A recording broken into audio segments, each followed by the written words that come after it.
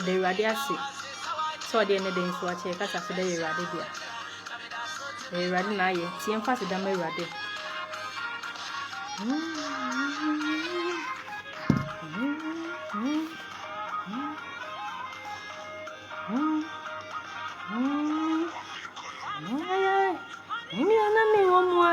Me a grown for or your money for candy. Oh,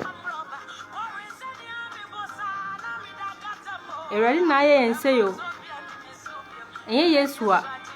Casamre were him. Casamre mitigato baseby. Samuel Camanum Sebiabo, Casamre Kaya Nami woman. Oh, me.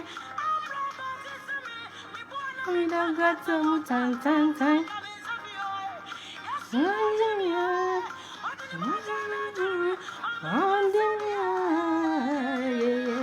Made that was it. I didn't make that was it. This way made that was it. So what you mean go? Moje be a share go mammy. Ah, Kika when you know. It says made that was it. So what you mean go? Ah. Why?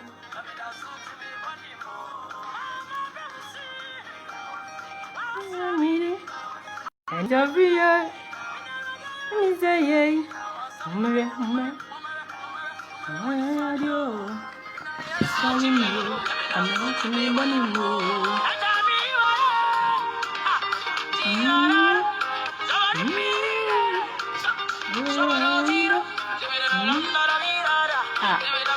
Yes, why have you? Yes, never watching you can cast me care with him.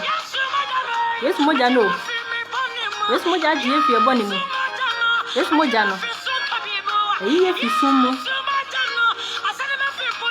A sunny air from Pichemo.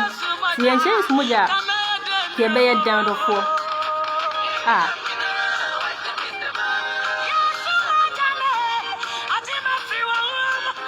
Yes, Mojano. Yes, Mojano. Yes, Mojano dry. Imagine you.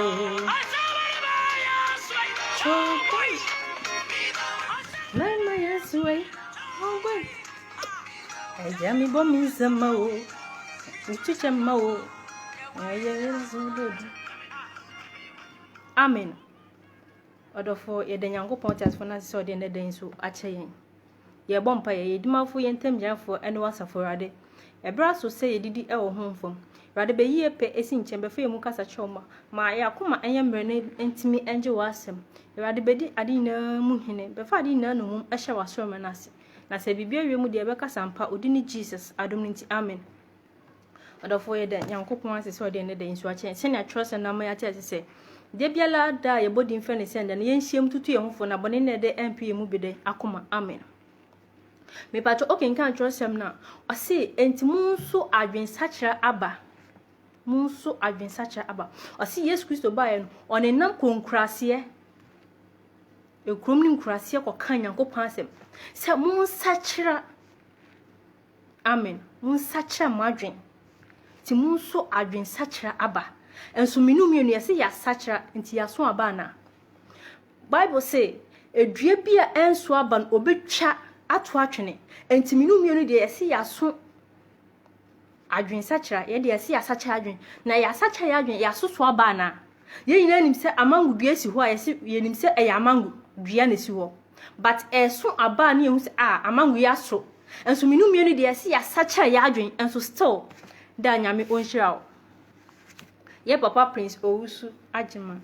nyame onhira so abekan ti o odofo se amangu duesi o peduesi ho no ma yenim se peduani enti saa na menu mienu si ye hu ye se ye Kristofo nanso aba ba me hu se ampa ya sacha ya adwen no odofo ye hu o Kristofo ye hu o si enti mu nso adwen sacha aba odofo menu mienu de se ya sacha ampa ya sacha nanso aba ba me hu se ampa ya sacha ya adwen no odofo saa ba na e wo he amangu sio na eso a ehun se amangu na so ene fe se amanwe so wonfa so enso menu mienu de se ya sacha ya adwen nanso aba e wo se yeso no odofo ya di ato nchen yesi ya sacha nti o se edua bi e anso aba no ye betwa twene nti se amanwusuo na se enso a yesi eso nimfa so nti ye twa twene sana menu mienu so yesi ya sacha ya adwen nemum adwen sacha aba no aba na ba mi hu sampa ye hia brema yesu no saban ewo hen okay kan twesen ase abra Zacchaeus na onim awurade na obo apo na obu nkrofo faso nanso abra Zacchaeus ehia Jesus Christ no na oji nkwaje sem no Zacchaeus se masachra madwen entu ase semede kontompo maji obi ade a mebo edi amano when you find say empower so agin sachra aba menu mienu de se ya sachra adwo nanso bone na ya timu no yentimi emfisa bone nim ya se ya sachra na aba na ba me yehu se ampa ya sachra ya adwo ma Kristo no odofo ye gya no ye chi Zacchaeus ase erade asama mati se medi nkontompo maji obi ade a mebo me de mano enso menu mienu de ese ya sacha ya dwama Kristo enso bone na ya timu no edwaman na ya bono krono no kunsun papa mu aya ka no odofo e dato exercise bia mu enso ya se ya sacha ya adwen odofo e de agro bi na menu mienu ye die o se mu so adwen sachira aba o se Zacchaeus ehu ewrade no na Yesu kan kwaje sem kire no wakache nse ubo apo enye Zacchaeus ti asem o se awurade samidi nkontompo machi obi ade a me bo me de mano o jai boni ana wo menu mienu so de ase yehu Kristo yehu achenkwa no ya sacha ya adwen na aba na ya so no ene de ohia ene se ye kwa so ba sabe ye boni no odofo de ne yen sacha ye o se onyankopon wo he yensi na twetwe na de onipa guo no eno no betwa oba dwamanfo no so ohun se wabobone abro ohia Jesus Christ no ohia Messiah no na oka nkwagisem oka adwensacha sem kire no oka asem asesa no wankwaye ne bone ne biem enti wo kenka twasem no ase mamunya kramanya wasa kwone fie ho mamunya kramanya wasa kwone fie ho ana prakwa okona tachem enso minumye ni de ese ya sacha ya adwen nanso nyame onsha ye papa Francis apia nyame onsha ase mamunya kramanya oksa kwone fie ho biem ana prakwa ye dwa no sa kwona tachem biem nanso minumye no de bone na yetim no ayesenti yehu Kristo no yehu Christ no ye daso ese ya sacha nanso ye daso tisa bone so na mu ose Zacchaeus de otie asem no ose urade semidi nkontompo maji obi made a mebo ho me de ma ose ntimu nso adwen sacha aba nti odofo wa sacha wa adwen menu mienu ya sacha ya adwen na aba ben na yeso se ya sacha ya adwen de na nka ose igya ye boni su no se bia na ye womu no ose igya no ye chi igya sati bia no abrobo funu no hunamu nyoma no nti u kenka twese no ase ntimu nya ne mfiri atifi fom asase ne so odofo kenka twese no ase ne nyankopɔ ka kire Moses se Moses firi wagya fie ne kɔ asase a me kyerɛw ne so enso minumia de Kristo aba ma yen enso still ye da so tie dodo tiem ye da so tie boni mu na Moses ni papa fie na no tene nya so onya aduane ndi o na so awurade ka se Moses fi wagya fie munya ne firi atifi fam asase no yenwo hunam nyoma no hunam ntade no hunam enyoma ensem fata no hunam adwen no yenwo ne fa hunhum akotade ne nhye yesi asacha ya adwen osi oba ne nu ne ho ehun se ampa waye bone nene na oye ne nsem fata Nti okosunye ka che Awurade se Awurade de waye ode nani suo kopepa Yesu na ase ode nani suo hohuru Yesu na ase de netunye pepae enso minumia ni de ese ya sacha enso bone no sebia na yetimu na nti ese ye hu Kristo no odofo nye no na egusitimu that means say ya sacha na enso ye nso aba ya sacha na enso ye nso aba ye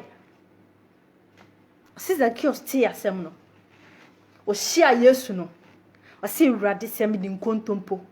minumia ni ye da so ti konkonsam adwamamomu kunsu ni tan agobone nyinsayigo sati biawe nyina yetim na Kristo abewu age yen enso menumie ne yesi ya sacha yadwo enso still yada so yes abone e de na ya sacha na mum yenso aba enti tresem se due bia anso aba no obetwa twene enti odofo so aba homa yenso aba wadwen sachira amen osi oba dwamafo no eti Yesu nka no ohun se no ene na adwamamo na mebo no tibia na mewo mu no emfata Kristo dia na se Awurade amu me fo dia na se ode me boni ya cheme dia adenti na wo se me sa kwatibia no bi menumie no yesi ya so aba ya sachira nenso abanim aba enim amen me pacho yehwe ya kenkan sem wo Luke enwoma no etie yedun so ni mu aye aduonu no amen Luke chapter 17 verse 20 no etifisi o se onyankopɔ ahenni no ba amen 20 no say na farisifo no busa ne say da ben na onyankopɔ ahenni no beba o say obua won say onyankopɔ ahenni no emma se aniwa atua amen o say nanso orenka se hwe ha ana se eho na hwe onyankopɔ ahenni no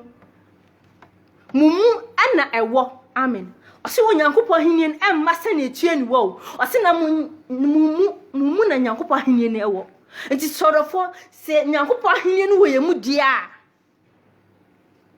eni adenti na yeda so ati ya dondo tie mu yada so ti ye boni mu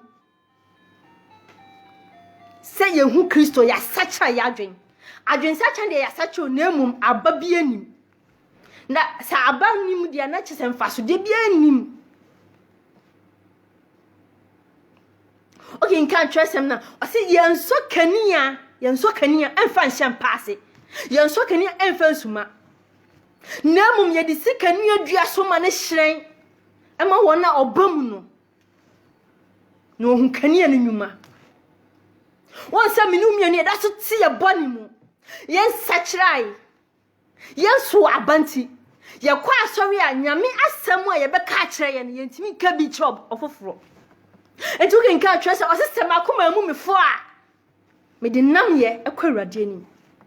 enti minumie no ye da so ti ye boni mu ti yentimi nka nkwaje sem ancho ofoforo every say nia ni pakro no eye ne tebia wotem no anama wotuo no enu ana yeso ye da so atim enti se ye koka chen se sister brother mame papa ade a wo ye na mfata Kristo a na yakoma buyefo esanse anim se obeka chen se enye sa nyoma na abi na nso ye to sister makoma mu mefo a odofo esanse yakoma buyefo ya sacha ya adwen de nanso aba yentimi nso ye ase nyankopɔ ahenni no mumu enewo enti yakoma buyefo nti yentimi nka nkwaje sem no da ben na Kristofo yentimi asori aka che ye yonko a ote mantamu ye fie se odofo ene yekwisia do na me kwa asori yanko na kohwe Kristo nsanu nyuma kohwe ne Yesu betumi aye odofo di machi na kohwe esanse twese na me yete se osise bibi pabi betumi afidra zetabana odofo abrabo na wutimu no enfata Kristo entu de yanko so mi Nyankopon hwe na oba wo se Nyankopon ya da bia me solo mi di na chi no oso na okron da ben na menumie ne atimi aye bi esanse ya sacha ya adwen nanso abane de yentumi enso ye ya sacha ya adwen nanso abano de yentumi enso ye yentimi enso aba esan se onim se nipa na oto mantem ho no onim o secret bi wonim nia ofiri asole ba obeye wonim nipa oni o ma ya aka ontem ho enti se ukoka chen se odofo sacha wadwempo na ya wodin esan se won kasampo unsacha nwie wasacha nso ababia nim enti yentimi ngo ka asempa ne nkira abode o se na Yesu Kristo baaye no Yesu nankasa o wonante konkro ni nkurase ekoka nyankopo ahenie no ho asem okaka adwensakyera ho asem enso menu mienu de ye de ensa hyeda mi fam ya sokani an de sie ya sokani an de ahyem kodo ase all because aba wo se yeso no intimi enso ye Yesu ankasa evangelism enso menu mienu de ye de ensa hyeda mi fam ene ye se ye hwehwe tumi ahone de afrade ho wase okenga ntwesem wase na se okra ba ko sakyera na abofo pempem ani agye so okra ba ko sakyera na abofo pempem ani agye Yesu ankasa ekoka asempa no enso ne ye wasofo bebre ye onyame krofo bebre odofo this is the time o se a Christopher gidifo ye sorry ye bo asempa hu dewro esanse ya ma asofo atrofo no edifiti yen all because ya kayensa ahye dem fam ye de yensa ahye dem fam ne eto Yesu nankasa wo boy wa mbetena office wo boy wa mbetena se onu ankasa kochini nti wo se media meko na mesuma mo munkoka asempa ne kire abodje nyina nti odofo aso dem ho nko a wote no eho na akra na omo wo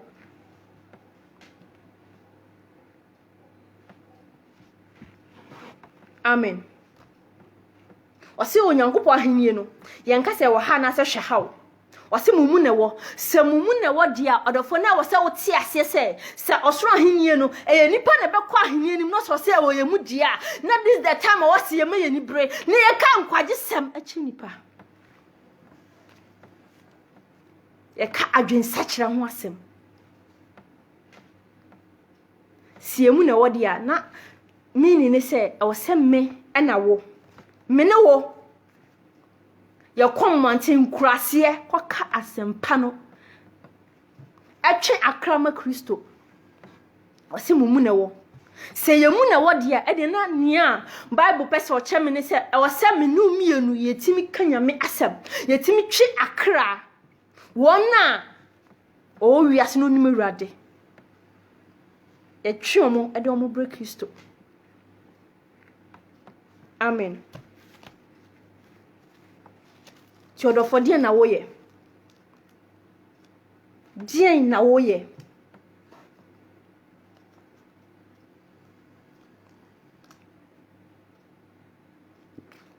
amen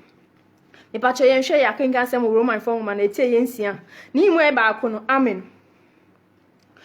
atifi sem se o se Kristo mu ayonkofo kum bone amen atifi sem ase Kristo mu ayonkofa no Kristo mu ayonkofa no ekum bone Kristo mu ayonkofa no kum bone Kristo mu ayonkofa ekum bone amen ose enti afa ye beka sen yentina bone ni mu na adom no nkoso no soma ya na enti afa ye beka sen yentina bone ni mu na adom no enkoso ndo so ema ya na dabida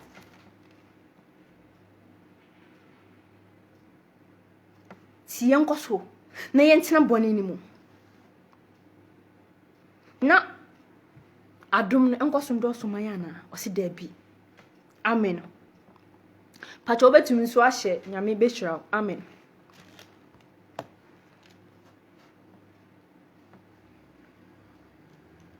si enti yena so ntina bone ni mu na adom no enkoso ndo so ma ya na osi dabi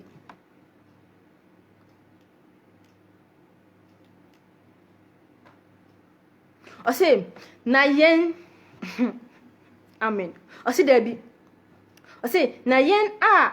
yewu ama bone. Ya yewu ama bone. Ebeye den na yada so atena se wo mu. Amen. Ana se munim se yen yemududu a obo yen esuko Kristo Yesu. Amen.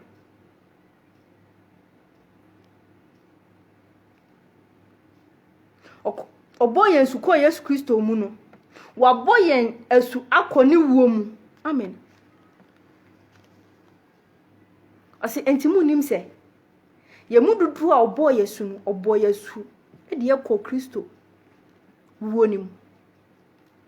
Amen.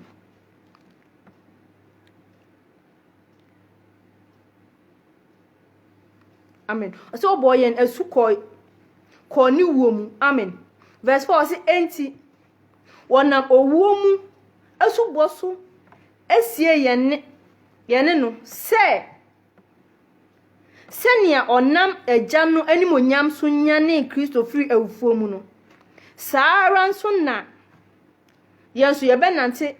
okwan enkwa foforo so. Amen. Odofo nyame asem ni o ase ye bo Yesu e de ko Kristo mu eni ni wuo no ko Yesu wo ti se ne onam agya na animonyam so enyane no free awufuo mu no saa na menu mienu wasie yene den bone enti yen ya bo Yesu no menu mienu ya bo Yesu o yesi ye de ya bo Yesu ni Kristo awu enti ye sie bone ni nyina enso ye da so atie bone mu. Amen. Ase enti afi ye beka sen ye ntena bone ni mu na adom no nkoso ndo so manya na da bi ya ye wuma bone ebede na yada so atena ase wo mu anamu nim se mumududu a obo yen esu ko Yesu Kristo mu no wabo yen esu akoni wo mu. Amen. Wabo Yesu akoni wo mu esu minu mienu yesi yabo Yesu esu bone no tina meka se ose adwensakira ba ose munsu adwensakira aba Yesu se munsakira ma adwen no so ahenie no aben minu mienu de yesi ya sakira nenso aba ne de yentimi enso ye. Amen. Nti yentimi ntena se enni bone ne enka se Awurade mfa yenye yentimi ntena se ne enka se Awurade odofo ede na wo ye Zacchaeus o hia Yesu no wote no kwasem no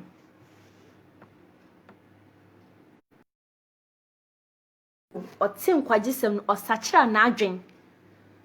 ena osun aba menu de yabo Yesu yesi yabo yene yabo nyina asu ti ukenkan twese no ose wona wo ye Yesu Kristo dia ne de wabo hunam akono ne nhyeso de asenuem enti mame musa wo Kristofo Yesu yabo akono ne nhyeso de ene hunam nnwuma no hunam ntade no hunam nnwuma no yabo na sendwem ana konkonsa no kunsun papa mu ni tan no yabo na sendwem ana. Amen. Nti osi yentena se na yen na so ntena bone nim na adom no nkoso ndo so emaya na osi da bida